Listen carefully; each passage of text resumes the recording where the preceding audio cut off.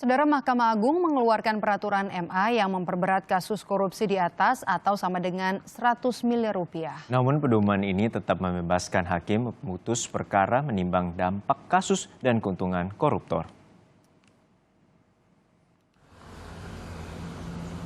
Mahkamah Agung mengeluarkan peraturan MA nomor 1 tahun 2020 yang mengatur hukuman bagi koruptor. Aturan ini dikeluarkan untuk menghindari perbedaan hukuman yang mencolok antara satu koruptor dan koruptor lainnya. Dengan aturan ini, ke depan koruptor yang terbukti merugikan keuangan negara hingga 100 miliar rupiah atau lebih bakal dikenai hukuman penjara seumur hidup. Tapi, vonis ini tetap menimbang hakim yang mengadili. Untuk itu, MA pun membuat simulasi, yakni dengan mempertimbangkan dampak yang ditimbulkan korupsi tersebut. Bila berdampak luas dan keuntungan terdakwa tinggi, bila tidak, hukuman atas kesalahan terdakwa masih berkisar 13 hingga 16 tahun penjara. Komisi Pemberantasan Korupsi menyambut baik terbitnya peraturan MA terkait pemidanaan koruptor. Meski demikian, KPK menyayangkan perma tersebut tidak mencakup kasus korupsi terkait penyuapan dan pemerasan.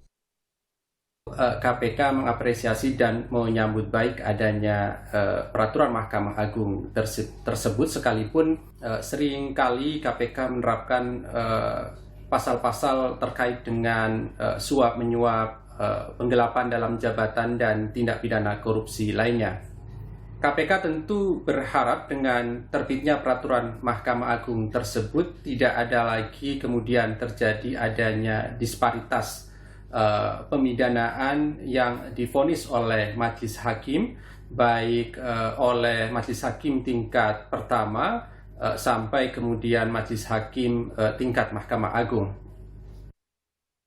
Sebelum peraturan ini keluar, ada 3 terdakwa yang dipidana seumur hidup, yakni Adrian Waworuntu, terpidana kasus pembobolan BNI yang merugikan negara hingga 1,7 triliun rupiah.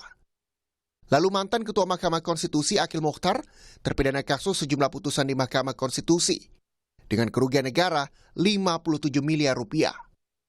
Dan Teddy Hernayadi yang terbelit kasus korupsi anggaran alat utama sistem persenjataan periode 2010 hingga 2014 dengan kerugian negara 12,4 juta dolar Amerika Serikat setara dengan 148 miliar dengan kurs 12.000 rupiah. Bagaimana dengan Joko Chandra? Meski kerugian negara yang ditimbulkan mencapai lebih dari setengah triliun atau 546 miliar rupiah, tak ada kejelasan dari peraturan MA bahwa aturan ini berlaku terhadap hukuman yang divonis sebelum aturan ini keluar. Tim Liputan, Kompas TV.